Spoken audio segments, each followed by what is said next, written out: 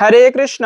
আগামী 24 জুলাই বৃহস্পতিবার পবিত্র শ্রাবণ অমাবস্যার দিন। শ্রাবণ মাস মহাপুণ্যের মাস। এই মাসটি হচ্ছে মহাদেবীর মাস। তাই সেই শ্রাবণ মাসের অমাবস্যা, শ্রাবণী অমাবস্যার দিনে কিছু কার্য করাকে বাড়িতে অত্যন্ত শুভ এবং মঙ্গলময় বলা হয়েছে। তাই আজকের এ পর্বে আমরা জানার চেষ্টা করব এই শ্রাবণ মাসে বাড়িতে কোন কার্যটি করা উচিত। এতে পরিবারের দারিদ্রতা দূরীভূত হবে এবং অশুভ কেটে যাবে। শ্রাবণ অমাবস্যার দিনে সকলেরই এই কার্যটি করা উচিত। পাশাপাশি শাস্ত্রে এই শ্রাবণ অমাবস্যার বিশেষ মাহাত্ম্য কথা বর্ণনা করা হয়েছে। সকলেরই আমাদের আজকের এই গুরুত্বপূর্ণ তথ্যগুলো জানা প্রয়োজন। সকলকে স্বাগতম জানাচ্ছি আমাদের এই ধর্মীয় তথ্যমূলক চ্যানেলে। আমরা চেষ্টা করি এরকমই সনাতন ধর্মের ধর্মীয় তথ্যগুলোকে আপনাদের সাথে উপস্থাপন করতে, শেয়ার করতে। তাই আসুন আগামী কিছুক্ষণ সময় একসঙ্গে ধৈর্য ধরে আজকের এই গুরুত্বপূর্ণ তথ্যগুলো জেনে নেই। আশা করছি আজকের এই তথ্যগুলো আপনাকে অবশ্যই সমৃদ্ধ করবে এবং ভালো লেগে থাকলে একটি লাইক করে কমেন্টে আপনার ইষ্ট দেবতার নামটি একবার হলেও লিখে যাবার অনুরোধ জানাচ্ছি। দেখেন, অমাবস্যা তিথি, প্রত্যেকটা অমাবস্যা কিন্তু একটা গুরুত্বপূর্ণ দিন। এই দিনে কিছু কার্য ভুলেও করতে নেই, আবার কিছু শুভ কর্ম করাকে অত্যন্ত মঙ্গলজনক বলা হয়েছে। তার মধ্যে প্রথমত হচ্ছে শ্রাবণ অমাবস্যাকে আমরা অনেকে ভয় করে থাকি। যেরকম নদীতে জোয়ার ভাটা হয়, বলা হয়েছে মানুষের জীবনীতেও তেমনি জোয়ার ভাটা হয়। এই যে ইরা পিঙ্গলা সুশর্মা, দেখবেন কিছু কিছু সময় হঠাৎ মনটা খুবই উতলা হয়ে পড়ে, চেতনা, যেমন এটা মানে সরাসরি বলে দিচ্ছি যে কিছু কিছু সময় মানুষের কামোদ্দীপক বা কাম চেতনা বেশি আসে। কেন? ওটা অনেক সময় ওই ব্যক্তির গ্রহের দোষের কারণে হয়। আবার অনেক সময় আছে পূর্ণিমা তিথিতে মানুষের চেতনা বেশি চঞ্চল হয়ে থাকে এবং অমাবস্যার সময় মানুষের চেতনা কিন্তু নিম্নগামী থাকে। এটা আমরা অনেকে জানি না। তবে এই অমাবস্যার দিনে যেরকম নদীতে জোয়ার ভাটা হয়, মানুষের জীবনীতেও তেমনি পূর্ণিমার দিনে জীবন প্রবাহ ঊর্ধ্বমুখে থাকে এবং অমাবস্যার সময়ে মানুষের জীবন প্রবাহ নিম্নমুখে থাকে। তাই এই অমাবস্যাকে বিশেষ করে এই যে শ্রাবণ মাসের অমাবস্যা, এমনকি তন্ত্রশাস্ত্র মতে বেশিরভাগ তান্ত্রিক প্রয়োগ এই অমাবস্যার দিনে কিন্তু করা হয়। যারা তন্ত্রমন্ত্র সাধনা করে, এমনকি মা কালীর তামসিক উপাসনা করে থাকে, তারা কিন্তু এই অমাবস্যাকে বিশেষভাবে কাজে লাগায়। শুধু তাই নয়, ইষ্টদেবের পুজো করার জন্য খুবই গুরুত্বপূর্ণ এবং শুভ একটি দিন হচ্ছে অমাবস্যা। যাদের আলো থাকে না এই দিনে, চতুর্দিক ঘুটঘুটে অন্ধকার থাকে। তাই বলা হয়েছে অমাবস্যার দিনে কখনো একাকী নির্জন স্থানে যেতে নেই। এতে অশুভ শক্তির প্রকোপ তার উপরে ভর করতে পারে। এই যে অশুভ শক্তি, দেখবেন আমরা যদিও বর্তমান এডুকেটেড শিক্ষিত সমাজে অনেকে আছে ভূত প্রেত বিশ্বাস করে না, আবার অনেকে আছে মানে, তবে এটা কিন্তু আসলে বাস্তব। ভূত প্রেত এবং একটা অপশক্তি, এটা সবার উপরে ভর করে না। যারা অপরিচ্ছন্ন থাকতে পছন্দ করে, বিশেষ করে যারা মাছ মাংস এ নিয়ে বেশি কাজকর্ম করে, এদের উপরে কিন্তু অপশক্তি বেশি ভর করে। বিশেষ করে এই মানে অমাবস্যার রাত্রিতে গর্ভবতী মায়েদের কখনো একাকী বাড়ির উঠোনে যেতে নেই, চুল খোলা রেখে সন্ধ্যাকালে বসতে নেই, এমনটা অনেক নিয়ম রয়েছে। তবে তার মধ্যে আবার এবছরে এই শ্রাবণ মাসে যে অমাবস্যা পড়েছে, সেই দিনটি হচ্ছে কিন্তু বৃহস্পতি দিন, বৃহস্পতিবার। এই দিনটি মা লক্ষ্মীর দিন তথা দেবগুরু বৃহস্পতির দিন। তাই এই দিনে অনেকে আছে ভক্তি ভরে ব্রত করবে। তাহলে কথা হচ্ছে শ্রাবণ মাসে অনেক সময় অমাবস্যার দিনে শুভ কর্ম করা হয় না। সেক্ষেত্রে কথা হচ্ছে এই বৃহস্পতিবারে কি বার ব্রত করতে পারবো কিনা? হ্যাঁ, অবশ্যই করতে পারবেন। আপনারা যারা বার ব্রত করেন বা যারা বৃহস্পতিবারে ব্রত করতে চান, লক্ষ্মীর পুজো করতে চান, নারায়ণের পুজো করতে চান, অবশ্যই করতে পারবেন। কেননা মা লক্ষ্মী এবং নারায়ণের পুজোর ফলে সংসারের দারিদ্রতা দূরীভূত হয়। একে তো হচ্ছে শ্রাবণ অমাবস্যা, সাধু সন্ত মহাজনেরা পর্যন্ত এমন শুভ দিনের জন্য অপেক্ষা করে। দ্বিতীয়ত হচ্ছে এটি বৃহস্পতিবার। তাই দুটি দিক থেকেই এই অমাবস্যাটি অত্যন্ত গুরুত্বপূর্ণ এবং মাঙ্গলিক। তাই আপনারা প্রত্যেকেই, বিশেষ করে গৃহের মায়েরা, যারা সংসারে যদি দারিদ্রতা থাকে, অশুভ থাকে, সেক্ষেত্রে আপনারা বেশি বেশি এই বারব্রত করতে পারেন। বারব্রত মানে সন্ধ্যাকাল পর্যন্ত উপবাস করে এরপরে ঠাকুরের পুজো আদি করে আপনারা সেই প্রসাদ গ্রহণ করে ব্রত ভঙ্গ করতে পারেন। সেটা হোক অমাবস্যা তিথি, হোক যে কোনো দিন, আপনারা বৃহস্পতিবারই করতে পারেন এই ব্রত। এতটা গুরুত্বপূর্ণ এই অমাবস্যা। পাশাপাশি এই শ্রাবণী অমাবস্যাকে বলা হয়েছে হরিয়ালি অমাবস্যাও কখনো কখনো বলা হয়ে থাকে। তো আমরা প্রথমত জেনে নিচ্ছি এই অমাবস্যা তিথি কতক্ষণ থেকে কতক্ষণ থাকবে। অমাবস্যা শুরু হবে আগামী 23 জুলাই বুধবার রাত 2টা 23 মিনিট থেকে, থাকবে মূলত 24 জুলাই বৃহস্পতিবার রাত 12টা 59 মিনিট পর্যন্ত। এই সময়টুকুর মধ্যে এই পবিত্র অমাবস্যা তিথি থাকবে। সেজন্য উদয়া তিথি মানে আমাদের এই অমাবস্যা পালন করতে হবে আগামী 24 জুলাই বৃহস্পতিবার। এবং এই অমাবস্যার দিনে আপনারা অবশ্যই বৃক্ষরোপণ করাকে অত্যন্ত শুভ বলা হয়েছে। যেমন কিছু কর্ম করা, বিশেষ করে বৃক্ষরোপণ করা অত্যন্ত শুভ এবং মাঙ্গলিক বলা হয়েছে। বৃক্ষের মধ্যে রয়েছে আমলকি বৃক্ষ, এবং এই আমলকি বৃক্ষ রোপণ করলে কি হয়ে থাকে, শ্রাবণ মাস চতুর্দিক দিনে বৃষ্টি থাকে, এই সময়ে শ্রাবণ মাসে কিন্তু বেশি বৃষ্টিপাত হয় বর্ষাকালে। তাই বলা হয়েছে শ্রাবণ মাসের অমাবস্যা এরকমটা নিয়ম রয়েছে প্রচলিত, যে কিছু বৃক্ষরোপণ করাকে বাড়িতে অত্যন্ত শুভ বলা হয়েছে। পরিবারে বা বাড়ির আশেপাশে যদি এই বৃক্ষগুলো থাকে, এগুলো অত্যন্ত মঙ্গলজনক বৃক্ষ। তার মধ্যে প্রথমত হচ্ছে আমলকি বৃক্ষ। এই আমলকি বৃক্ষের একটা কাহিনী পাওয়া যায়, কেন এই বৃক্ষটি শুভ। কেননা ভগবান শ্রী বিষ্ণুর ঘর্ম থেকে বা শরীরের অংশ থেকে কিন্তু এই আমলকি বৃক্ষের সৃষ্টি। তাই এমনও এই যে আমলকি একাদশী ব্রত মাহাত্ম্য একটা ব্রত রয়েছে, যদি কোনো ব্যক্তি আমলকি একাদশী ব্রত পালন করে এবং ওই দিনে আমলকি ভক্ষণ করে, আমলকি ফল অথবা আমলকি বৃক্ষের তলায় যদি নারায়ণের পুজো করে, এতেও কিন্তু সে ব্যক্তির মুক্তি হয়ে থাকে, এমনটা কিন্তু ব্রত মাহাত্ম্যে বর্ণনা করা হয়েছে। সেজন্য আমলকি বৃক্ষটা কিন্তু অত্যন্ত শুভ এবং পুণ্যময় বৃক্ষ। শুধু তাই নয়, ত্রিনদেব মানে এই যে ব্রহ্মা বিষ্ণু মহেশ্বর, পরিবারের অশুভ কাটানোর জন্য বলা আছে বাড়িতে যদি ত্রিদেবের পুজো করা হয়, ব্রহ্মা বিষ্ণু মহেশ্বরের পুজো করা হয়, এর ফলেও কিন্তু তার জীবনের সেই অশুভ কেটে যায়, পরিবারে সৌভাগ্য আসে যদি এই ত্রিমূর্তির কেউ পুজো করতে পারে। তো সেই আমলকি বৃক্ষে 3 জন দেবতাই অবস্থান করে, তাই বাড়িতে আমলকি বৃক্ষ রোপণ করা কি অত্যন্ত শুভ এবং মাঙ্গলিক বলা হয়েছে। দ্বিতীয়ত হচ্ছে বাড়িতে কলা বৃক্ষ রোপণ করা। যে কোনো শুভ কর্মে কিন্তু কলার ফল নয়, শুধু কলা ফল নয়, যে কোনো কিছু কিন্তু লাগে। কলার ডোঙ্গা দিয়ে অনেক কার্য করা হয়, এমনকি আয়ুর্বেদিক মতে কলার পাতায় যদি ভোজন করা হয়, আগের দিনে কলা পাতায় বেশি ভোজন করা হতো, এখন তো আমাদের কলা পাতা দিলে আমরা মনে করি এটি গরিব তাই কলা পাতা দিচ্ছে, ব্যাপারটা এরকম নয়। এর আয়ুর্বেদিক অনেক গুরুত্ব রয়েছে, এবং কলা পাতা আসলেই শাস্ত্রীয়গতভাবে অনেক সম্মানের একটা বিষয়। কলা পাতায় ভোজন করা এটি ভালো লাগার একটা সংস্কৃতি বহন করে, ঐতিহ্য বহন করে। তাছাড়াও এটি হচ্ছে স্বাস্থ্যের ক্ষেত্রেও ভালো। তো সেজন্য সেই কলা বৃক্ষ রোপণ করা, কলার যে কোনো কিছু আমাদের ধর্মানুষ্ঠানে কিন্তু লাগে, আর বাড়িতে কলা বৃক্ষ থাকাকেও অত্যন্ত শুভ এবং মাঙ্গলিক বলা হয়েছে। পাশাপাশি হচ্ছে এই কলা বৃক্ষ, নিম তারপরে আমলকি বৃক্ষ যদি রোপণ করতে না পারেন, তবে সমস্ত ঔষধির মধ্যে মূল একটা ঔষধি বৃক্ষ হচ্ছে কিন্তু নিম গাছ। আপনারা বাড়িতে সেই নিম গাছ রোপণ করতে পারেন। এই নিম গাছ এতটা মহিমাপূর্ণ, আয়ুর্বেদিক শাস্ত্রের সব থেকে বেশি ঔষধি গুণ হচ্ছে কিন্তু এই নিম্ব বৃক্ষের মধ্যে। তাই আপনারা এমনকি এই যে কলিযুগের যুগাবতার স্বয়ং শ্রী চৈতন্য মহাপ্রভু তিনি আবির্ভূত হয়েছিল, তিনি যে বৃক্ষের নিচে আবির্ভূত হয়েছিল সেই বৃক্ষটা ছিল নিম্ব বৃক্ষ। তার মাকে আগের দিনে এমন এই করা হতো না, সেই ভালো চিকিৎসা বিজ্ঞান ছিল না, তখন সেই সচী মাতাকে নিম্ব বৃক্ষের নিচে বসে সেই ভূমিষ্ঠ করানো হয়েছিল সেই নিমাইকে। তাই যেহেতু তিনি নিম্ব বৃক্ষের নিচে আবির্ভূত হয়েছেন, তাই ভগবান মহাপ্রভুর নাম হয়েছিল নিমাই।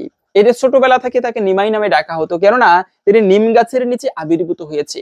তাই এই নিম গাছও আপনারা রোপণ করতে পারেন। তবে এসব কিছু যদি রোপণ করতে না পারেন, সেক্ষেত্রে সব থেকে গুরুত্বপূর্ণ বৃক্ষ হচ্ছে সনাতন ধর্মের তুলসী বৃক্ষ। এই অমাবস্যার দিনেও যদি কেউ তুলসী সেবা করে, তবে সেক্ষেত্রে বলা আছে তার জন্ম জন্মান্তরের পাপরাশি বিধৌত হয়ে যায় শুধুমাত্র তুলসী দেবীর সেবা করার ফলে। এমনকি এও পাওয়া যায় যে বাড়িতে যদি কেউ ঠিকভাবে ভগবানের সেবাটা করতে নাও পারে, তথাপিও যদি ভক্তি ভরে শ্রদ্ধার সহিত এই তুলসী মহারানীর সেবা করতে পারে, এর ফলে কিন্তু ভগবান বিষ্ণু তার প্রতি অত্যন্ত প্রসন্ন হয়ে থাকে এবং তাকে কৃপা করে। তাই যত প্রকার সেবা রয়েছে, সব থেকে শ্রেষ্ঠ সেবা হচ্ছে কিন্তু তুলসী বৃক্ষের সেবা। এই যে অন্তিমে আপনারা যারা আমরা একটু শাস্ত্র গ্রন্থ পড়েন তারা বুঝতে পারবেন বিষয়টা, অন্তিমে যারা বৈকুণ্ঠে যায় বা গোলক বৃন্দাবনে যায় ভগবান শ্রীকৃষ্ণের কাছে, সেখানে ভগবান শ্রীকৃষ্ণ তাকে গোলক বৃন্দাবনে নিতে পারে না। যদি বৃন্দাদেবী এবং রাধারানীর কৃপা হয়, তবে সে বৃন্দাবনে স্থান পায়। এই বৃন্দাবন কেন বলা হয়? কেননা তুলসী দেবীর একটা নাম হচ্ছে বৃন্দা দেবী, আর যেখানে তুলসী দেবী অবস্থান করে ওই স্থানটাকেই বৃন্দাবন বলা হয়। তাই বাড়িতে আপনারা চেষ্টা করতে পারেন এই অমাবস্যার দিনে আপনারা সেই তুলসী বৃক্ষ রোপণ করতে, এমনকি সেখানে পরিচর্যা করতে। কিন্তু মনে রাখবে, যেহেতু তুলসী দেবীর কথা আসলো, অমাবস্যার দিনে যে কার্যগুলো ভুলক্রমেও করতে নেই, তার মধ্যে প্রথমত হচ্ছে তুলসী পত্র চয়ন করতে নেই। তুলসী পত্র ছাড়া কিন্তু কোনো পুজো সম্পূর্ণ হয় না। এটা যেমন একটা দিক, দ্বিতীয়ত হচ্ছে অমাবস্যার দিনে সেই তুলসী পত্র চয়ন করাকে একান্ত নিষিদ্ধ এবং অশুভ বলা হয়েছে। ভগবান শ্রীবিষ্ণুর সব থেকে প্রিয় হচ্ছে এই তুলসী বৃক্ষ। কেন প্রিয়? এর একটা সুন্দর কাহিনী এরকম পাওয়া যায়, যে সেই তুলসী দেবী তিনি শঙ্খচূড়ের স্ত্রী হয়েছেন একটা অভিশাপের ফলে, অনেক বিস্তর কাহিনী। তো এভাবে করে সেই অভিশপ্ত হয়ে শঙ্খচূড়ের স্ত্রী হয়েছেন। তো এদিকে সেই শঙ্খচূড় দৈত্যের একটা বর ছিল, যতদিন পর্যন্ত তার স্ত্রীর সতীত্ব কেউ নষ্ট করতে না পারবে ততদিন পর্যন্ত সেই শঙ্খচূড়কে কেউ বধ করতে পারবে না। তো ঠিক আছে, এভাবে করে সেই দেবতাদের সঙ্গে যুদ্ধ করলো, দেবতারা তো আর শঙ্খচূড়ের সাথে পারছে না। শেষ পর্যন্ত উপায় না পেয়ে মহাদেবের শরণ নিল, যে প্রভু আমাদের রক্ষা করুন, স্বর্গ দখল করে নিয়েছে সেই শঙ্খচূড় দৈত্য। তখন প্রভু শিব এসে সেই শঙ্খচূড়ের সাথে তুমুল যুদ্ধ শুরু করলো। হাজার হাজার বছর দেবতাদের গণনা অনুসারে যুদ্ধ হলো। শেষ পর্যন্ত দেবতাদের গণনা মানে হচ্ছে এই পৃথিবী লোকের 1 বছর সমান স্বর্গের একটা দিন হয়। তাহলে বুঝতে পারেন কত বছর যুদ্ধ করেছে তারা। এভাবে করে শিব যখন দেখলো আমি শঙ্খচূড়ের সাথে পারবো না, তিনি তখন ভগবান বিষ্ণুর শরণ নিল, যে প্রভু আমাদেরকে রক্ষা করুন। তো ভগবান বিষ্ণু তখন সেই শিবকে উপদেশ দিল যে দেখো, এই শঙ্খচূড়ের একটা বর রয়েছে, যতদিন পর্যন্ত ওর স্ত্রী তুলসীর সতীত্ব নষ্ট না হবে ততদিন পর্যন্ত কেউ তাকে পরাজিত করতে পারবে না। আর তোমরা একটা কাজ করো, তোমরা যুদ্ধ করো গিয়ে, আমি এদিক থেকে ছলনা করে সেই তুলসীর সতীত্ব হরণ করে নিচ্ছি। তো তখন ভগবান শ্রীবিষ্ণু সেই শঙ্খচূড়ের বেশ ধারণ করে তুলসী দেবীর কাছে গিয়েল এবং তার সঙ্গ কামনা করলো। এর ফলে তুলসী দেবী বুঝতে পারেনি, ভেবেছে আমার স্বামী এসেছে। তো এরপরে যখন সঙ্গ হয়েছে তখনই তুলসী দেবীর সতীত্ব নষ্ট হলো। ওদিক থেকে শিব তখন শঙ্খচূড়ের মস্তক ছেদন করলো। আর যখনই তুলসী দেবী এই কথা শুনতে পেরেছে তখন বুঝতে পারলো এ তো আসল ব্যক্তি নয়, উপলব্ধি করতে পেরেছে এ হচ্ছে নারায়ণ, আমাকে ছলনা করতে এসেছে। তখন তুলসী মহারানী রেগে গিয়ে, যে একটা সতী নারীর তুমি সতীত্ব নষ্ট করলে, তোমাকে অভিশাপ দিলাম, তুমি পাষাণ হয়ে, যেহেতু তুমি পাষাণের মতো কার্য করেছো তাই তুমি পাষাণ হয়ে জন্মগ্রহণ করবে। তো ভগবানকে যদিও অভিশাপ দিয়েছে, তো ভগবান তারপরেও এই তুলসী মহারানীর প্রতি প্রসন্ন, যে তুলসী তোমার এই শক্তিতে, সতীত্ব নারীর শক্তিতে আমি অতীব প্রসন্ন, তুমি বর চাও। তখন তুলসী মহারানীকে সেই ভগবান শ্রীবিষ্ণু আশীর্বাদ করলো, যে আমি হব শালগ্রাম শিলা এবং তোমার এই শরীর। তুলসী দেবী তৎক্ষণাৎ ভস্ম হয়ে গেল এবং তখন তুলসী মহারানীকে আশীর্বাদ করলো যে তোমার এই শরীরের ভস্ম থেকে তৈরি হবে বৃক্ষ, আর যে বৃক্ষ ছাড়া, যে বৃক্ষের পত্র ছাড়া এই নারায়ণের কোনো পুজো সম্পূর্ণ হবে না। আজকে থেকে এই বর করলাম। শুধু তাই নয়, তোমার স্বামীর শরীর থেকে তৈরি হবে শঙ্খ। ওই শঙ্খচূড়ের শরীরটা তখন ছিন্ন ভিন্ন হয়ে সেই সমুদ্রে পড়েছিল এবং সেখান থেকে তৈরি হচ্ছে এই শঙ্খের। এই শঙ্খ এবং তুলসী দুটোই আমার পুজোয় অবশ্যই লাগবে। এই ভগবানের মন্দিরের দরজা খুলতে গেলে শঙ্খধ্বনি করতে হয় প্রথমে। এই যে রথযাত্রা উৎসব হয়, প্রথমে শঙ্খ বাজিয়ে যেতে হয়, এরপরে সেই রথ নিয়ে যেতে হয়, এমনটাও নিয়ম রয়েছে কিন্তু। তাই সেই শঙ্খধ্বনিও অত্যন্ত, যতদূর পর্যন্ত শঙ্খধ্বনি পৌঁছায় তার ভিতরে কোনো অশুভ শক্তি প্রবেশ করতে পারে না। তাই সেই তুলসী মহারানী এ কারণেই এতটা প্রিয় ভগবানের। এমনকি যদি কোনো ব্যক্তি প্রত্যহ, বাড়িতে আপনি কেন তুলসী বৃক্ষ রোপণ করবেন, যদি কোনো ব্যক্তি প্রত্যহ তুলসীকে দর্শন করে তবে সেক্ষেত্রে বলা আছে তার ব্রহ্মহত্যা জনিত পাপ বিদূরিত হয়ে যায়। এই যে যদি কেউ প্রদক্ষিণ করে, তার ব্রহ্ম হত্যা নয়, শুধু ব্রাহ্মণ হত্যা, গো হত্যা, এ ধরনের সকল ভয়ানক পাপ বিনষ্ট হয়ে যায়। এই জন্য বাড়িতে তুলসী বৃক্ষ রোপণ করে অন্তত পক্ষে আপনি এই দিনে রোপণ করে সেবা করাকে অত্যন্ত মহিমাপূর্ণ বলা হয়েছে। তবে সেই তুলসী পত্র চয়ন করা কিন্তু উচিত নয়।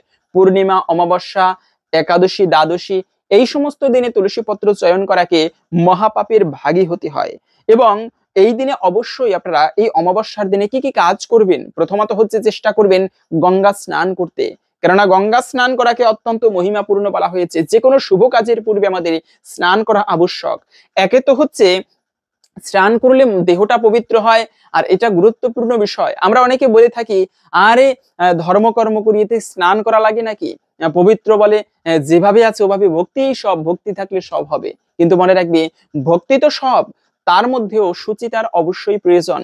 এজন্যই পঞ্চরাত্র প্রদীপে একটা কথা রয়েছে, সুতে স্মৃতি পুরাণাদি পঞ্চরাত্র বিধিম বিনা ঐক্যান্তিকী হরের ভক্তি উৎপাতৈব কল্পতে।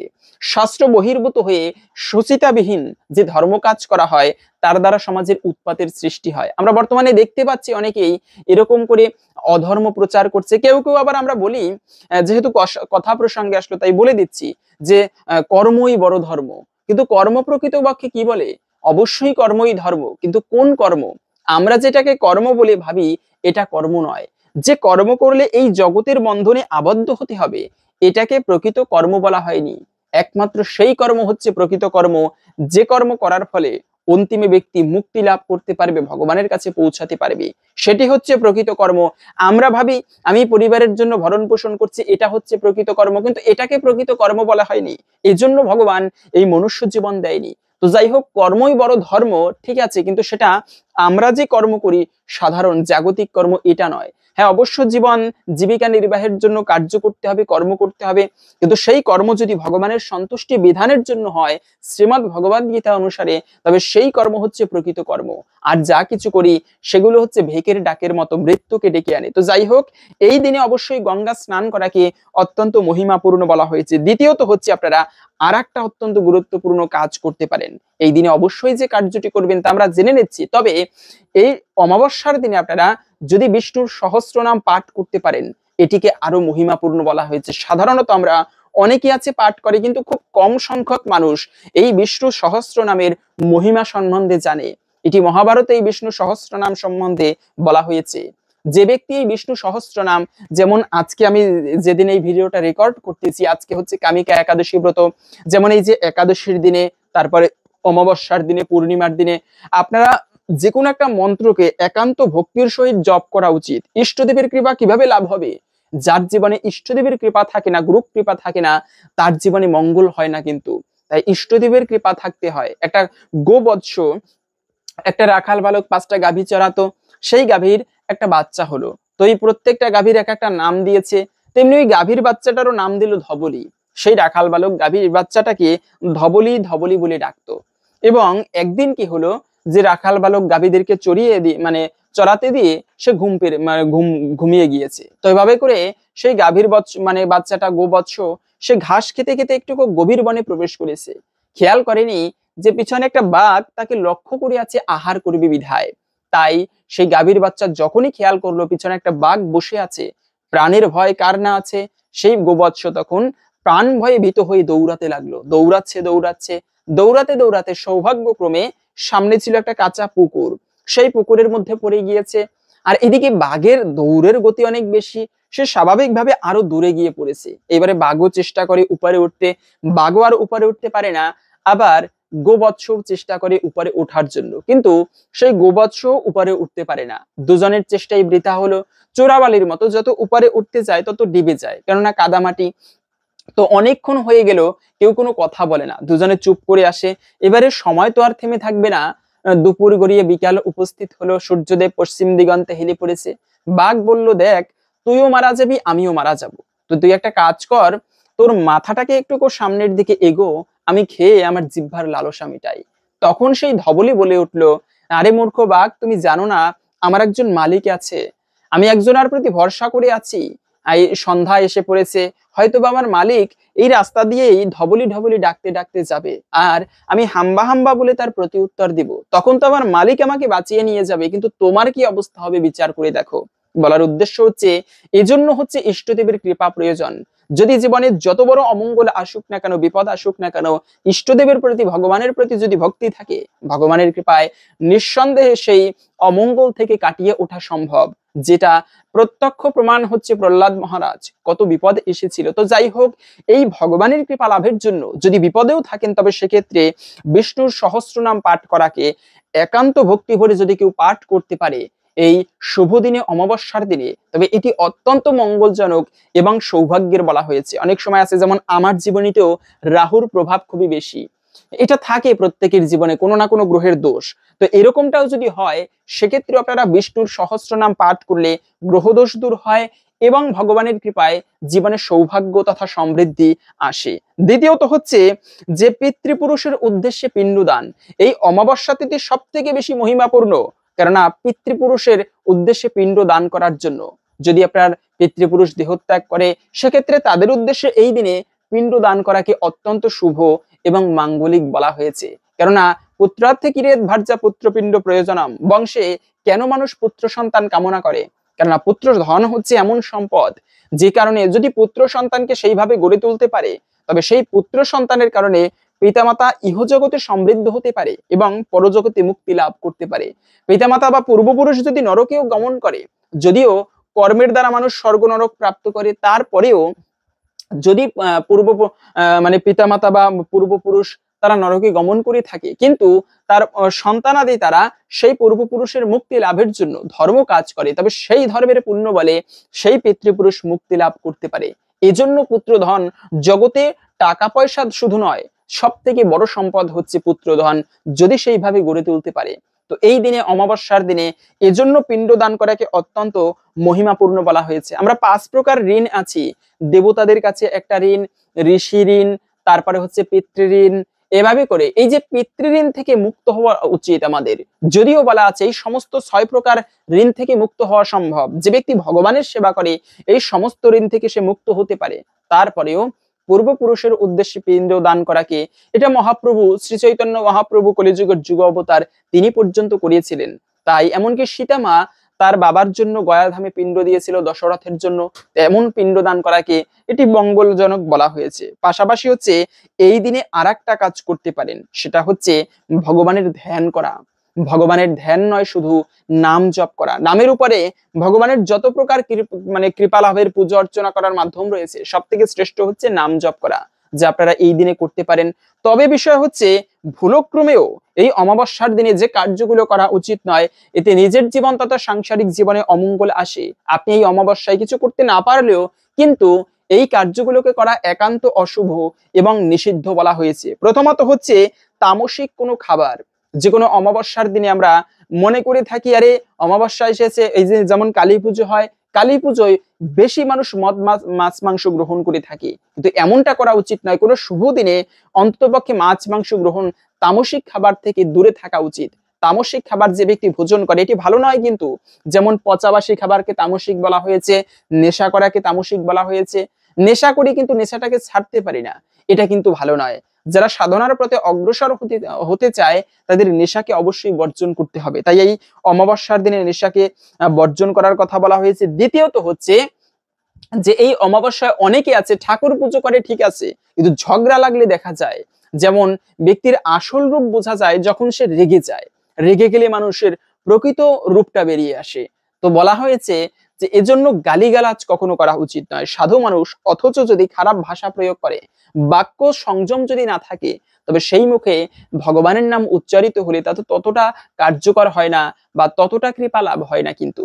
তাই যে মুখে ভগবানের নাম হয় সেই মুখ দিয়ে কখনো গালিগালাজ করা উচিত নয়, অপশব্দ প্রয়োগ করতে নেই।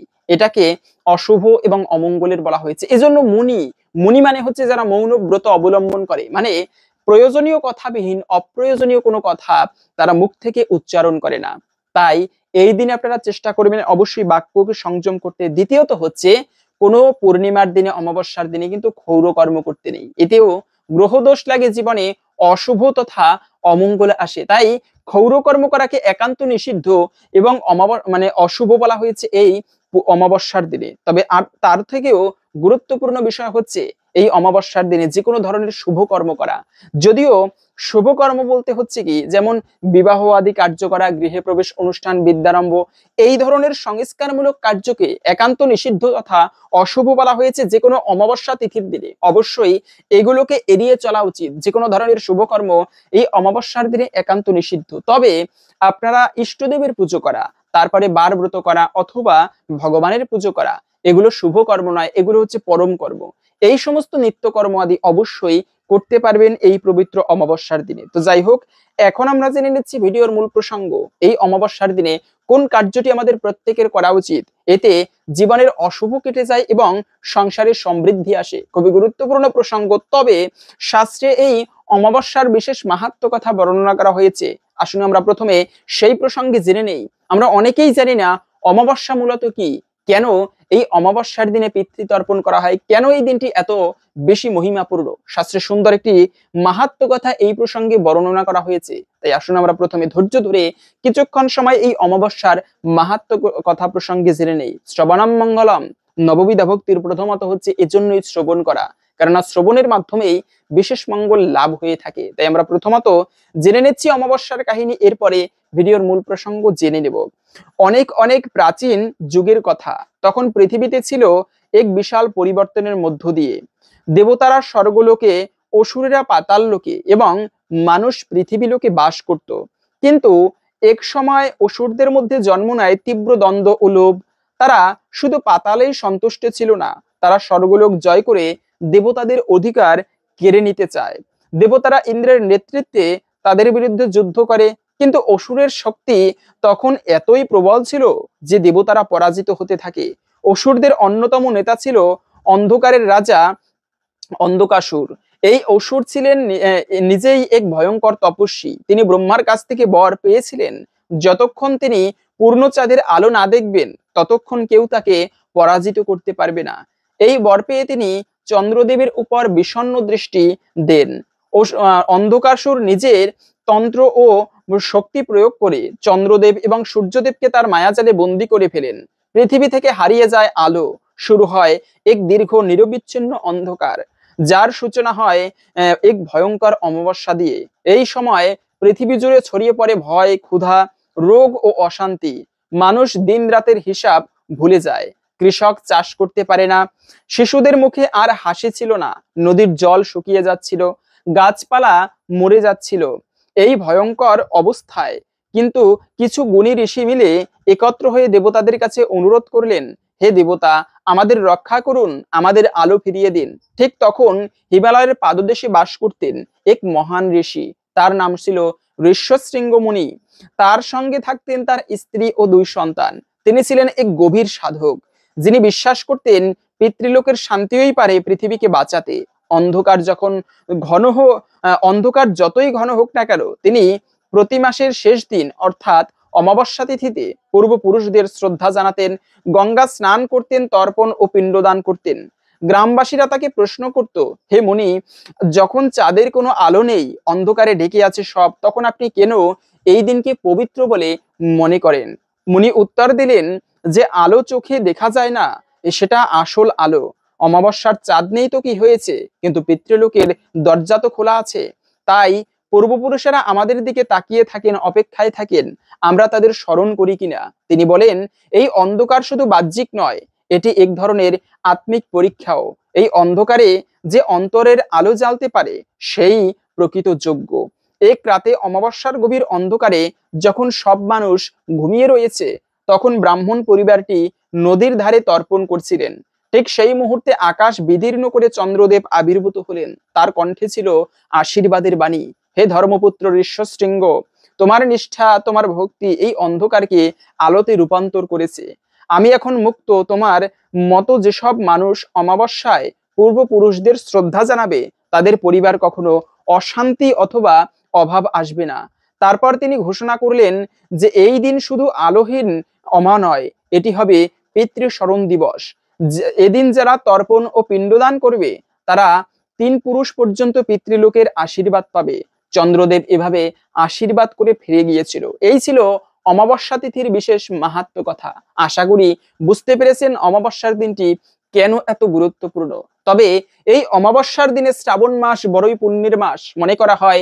এই শ্রাবণ মাসে স্বয়ং মা পার্বতী তথা মহাদেব তারা এই পৃথিবীতে আগমন করে। তাই এই অমাবস্যার দিনে আপনারা কিছু না করতে পারলেও বাড়িতে কোন কার্যটি করতে পারেন, এর ফলে পরিবারের অশুভ কেটে যায় এবং সুখ শান্তি সমৃদ্ধি আসে। মনে রাখবে, মহাদেব কিন্তু সাধারণ কোনো দেবতা নয়, অসুর থেকে দেবতা।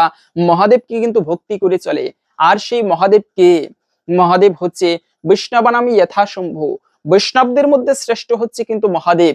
তাই বলা আছে, এই বৈষ্ণব, যদি কেউ বৈষ্ণবের সেবা করতে পারে। মহাদেবকে প্রশ্ন করলেন মা পার্বতী যে প্রভু, জগতে কার আরাধনা করা শ্রেষ্ঠ হবে, কার পুজো করব? তখন মহাদেব বললেন, দেবী, আরাধনানাম সর্বেশাম বিষ্ণুর আরাধনাম পরম। জগতে ভগবান বিষ্ণুর উপাসনা তথা আরাধনা করা শ্রেষ্ঠ। তবে দেবী, এই বিষ্ণু পুজো নয়, তার থেকেও শ্রেষ্ঠ হচ্ছে সেই বিষ্ণুর তার ভক্তদের পুজো করা। তো আপনারা এই শুভ দিনে ভক্তদের পুজো করতে পারেন। ভক্তদের পুজো করা কি, বৈষ্ণব সেবা দিতে পারেন। কিছু বৈষ্ণবদেরকে বাড়িতে এনে সমৃদ্ধি কিভাবে আসবে? কৃষ্ণ ভক্তি রস ভাবিতামতি ক্রিয়তামি যদি কুতয়পি লভ্যতে অত্র লৌলম একলম মূল্যম জন্মকুটি সুকৃতিম নৈব লভ্যতে। যদি কেউ কৃষ্ণ ভক্তি প্রাপ্ত করতে চায় তবে তার উচিত এই বৈষ্ণবদের সেবা করা, যা কোটি জন্মের সুকৃতির মাধ্যমে প্রাপ্ত করা না যায়। জন্মকোটি সুকৃতিম নৈব লভ্যতে, মানে লাভ করা যায় না কোটি জন্মের পুণ্য দিয়ে, কিন্তু শুধুমাত্র সেই কৃষ্ণ ভক্তির মতো মহামূল্যবান সম্পদ প্রাপ্ত করা যায় বৈষ্ণবদের আশীর্বাদের মাধ্যমে, কৃপা লাভের মাধ্যমে। তাই আপনারা এই শুভ দিনে, অমাবস্যার দিনে আপনারা চেষ্টা করতে পারেন, অত বেশি না পারলেও কিছু বৈষ্ণবদেরকে বাড়িতে নিমন্ত্রণ করে এনে যথাসাধ্যভাবে, অথচ কাউকে যদি না পারেন, আপনার গুরুদেব থাকলে তার আশ্রমে গিয়ে অথবা তাকে বাড়িতে এনে তার সেবা দিন। আর এই সেবার মাধ্যমেই প্রকৃত মঙ্গল লাভ হয়, সংসারে সমৃদ্ধি আসে। হরে কৃষ্ণ। আশা করছি আজকের এই গুরুত্বপূর্ণ তথ্যগুলো জেনে আপনি একটুকু হলেও সমৃদ্ধ হয়েছেন। ভালো লেগে থাকলে একটি লাইক করে কমেন্টে আপনার ইষ্ট দেবতার নামটি অথবা জয় শ্রী মহাদেবের জয় একবার হলেও লিখে যাবার অনুরোধ জানাচ্ছি। ভগবানের কৃপায় সকলের জীবনে মঙ্গল হোক এই কামনা করে আজকের ভিডিওটা এখানে সমাপ্ত করছি। হরে কৃষ্ণ।